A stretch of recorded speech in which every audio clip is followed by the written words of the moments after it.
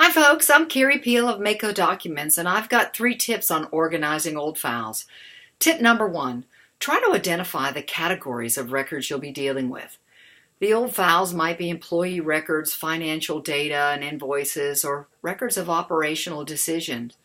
It isn't necessary or practical to read through every document, of course, but once you've identified a few record types from a given period, it should become quite easy to tell at a glance what type of records a particular document or folder contains.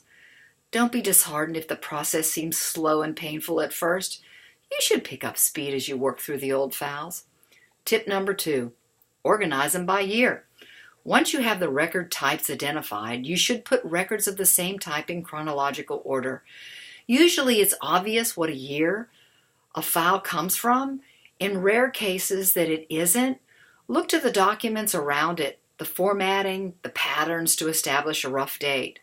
But don't get worried if you need to do this in stages.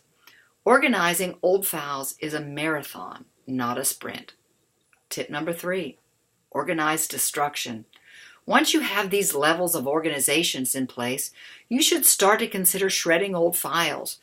Your document retention policies can inform any decisions about immediate shredding and what destruction dates you apply. And if you don't have a retention policy, don't worry, I can provide one for you.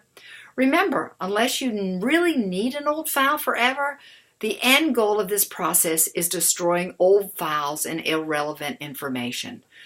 Mako Documents can help you organize, store, scan, and shred your documents. And if you want to save 90% on document storage with Mako Documents, go to my website, Mako Documents, or call me, Carrie Peel, 919-606-2100.